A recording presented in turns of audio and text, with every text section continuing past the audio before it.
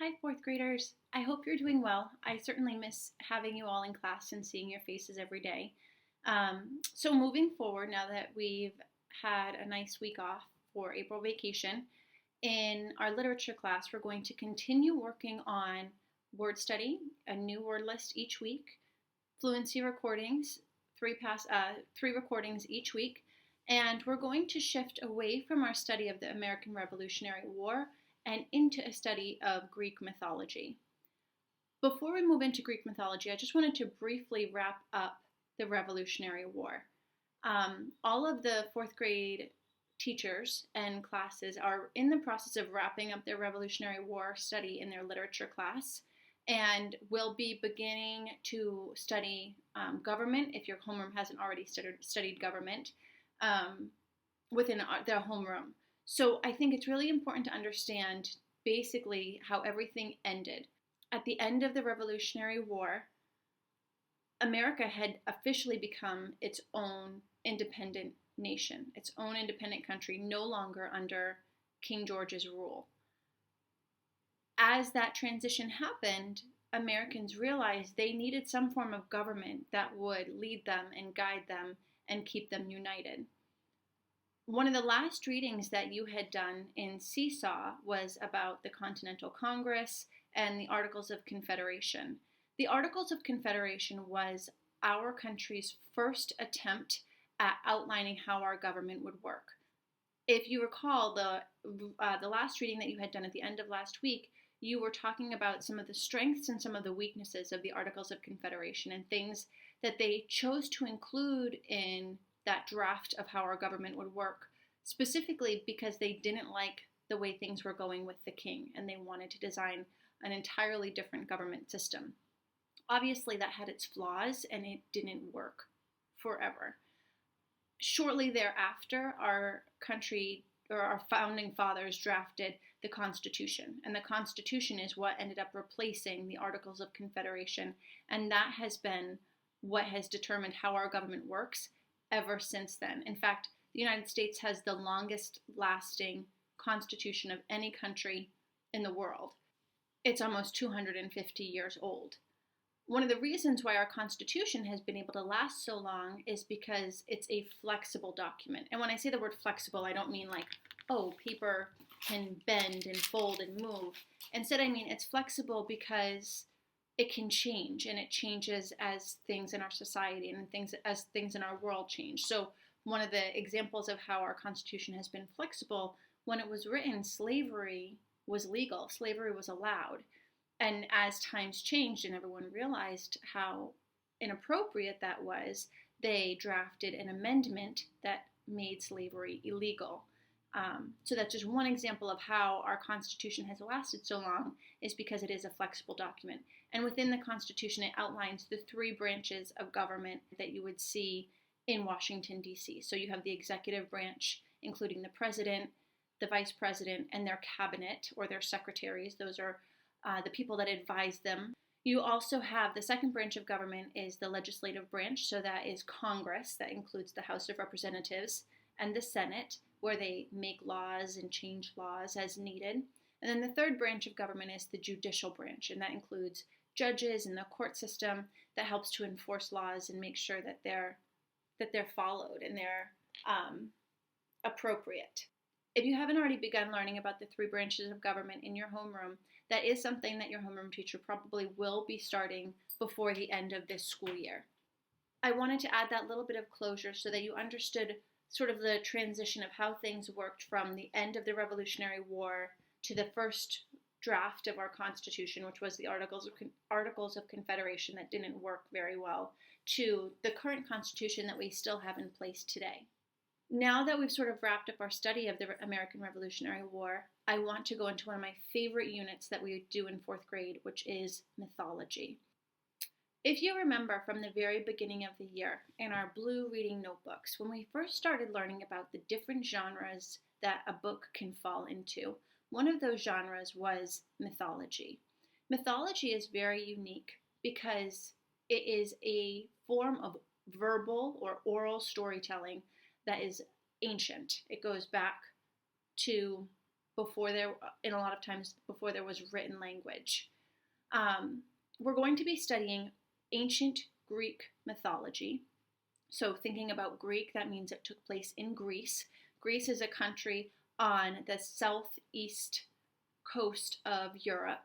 And so many of these myths were created thousands of years ago, and it was a way for people and societies and cultures to explain why things are the way that they are before they had the scientific knowledge to sort of understand why things happen. So, for example, why does the sun rise every morning and set every evening, and why does it rise in the east and set in the west?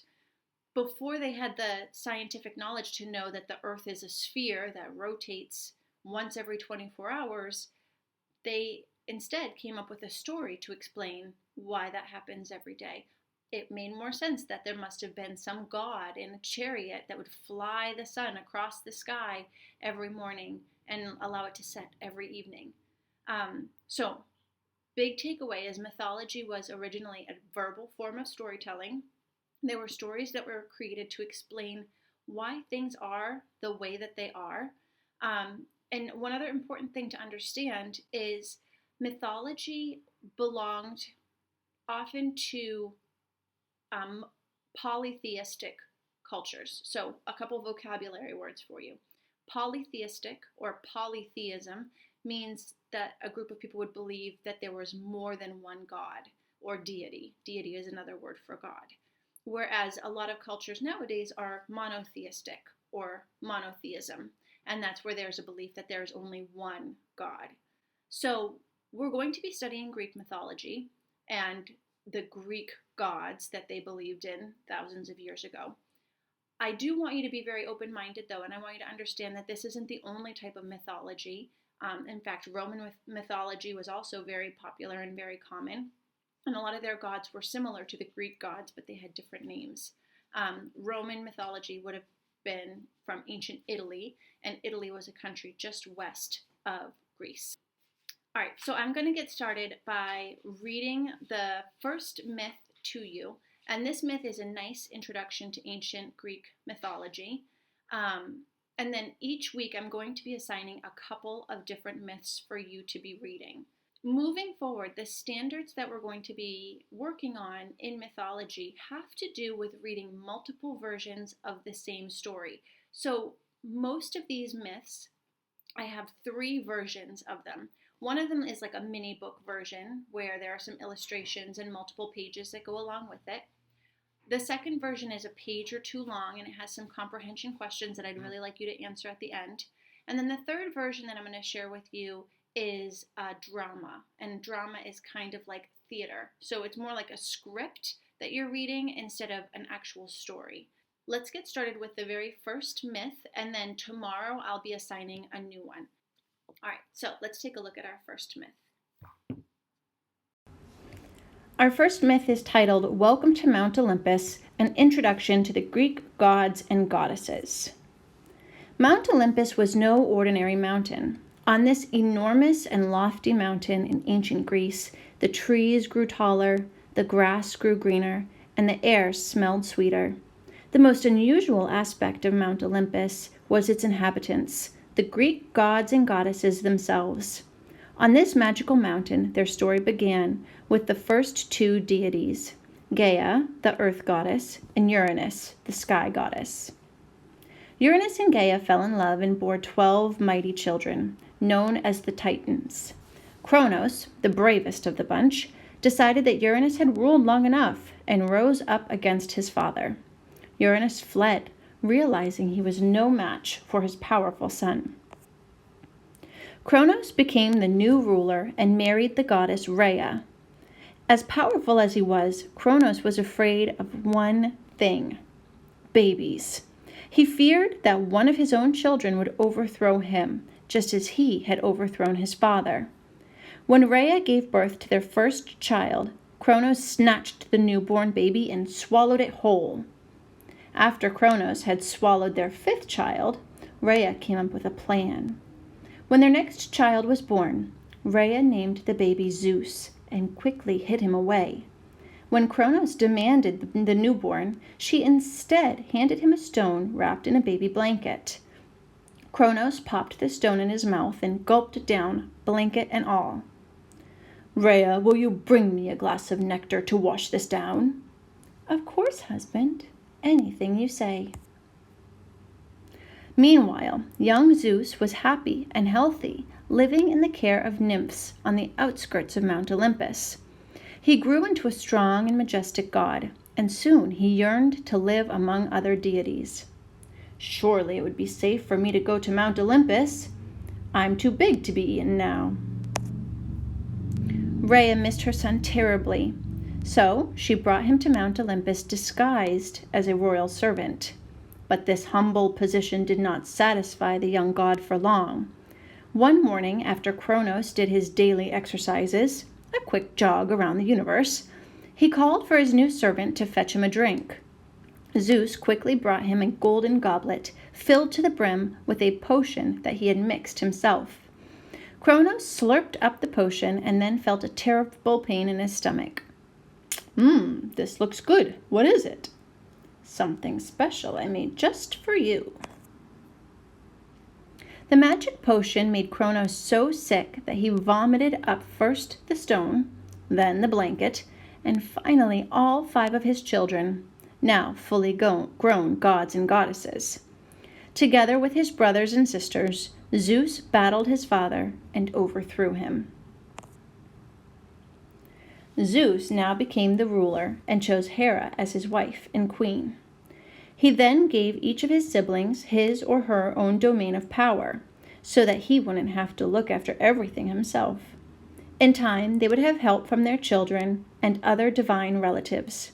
Aphrodite, the goddess of love, Athena, the goddess of wisdom, Hermes, the messenger god, and many others. Yet even with the gods and goddesses in charge, things did not run as smoothly as one might think. There always seemed to be trouble brewing on Mount Olympus. The gods listed at the top are Zeus, the god of the sky, Hera, the goddess of women and motherhood, Demeter, the goddess of harvest, Hestia, the goddess of hearth and home, Poseidon, the god of the sea, and Hades, the god of the underworld.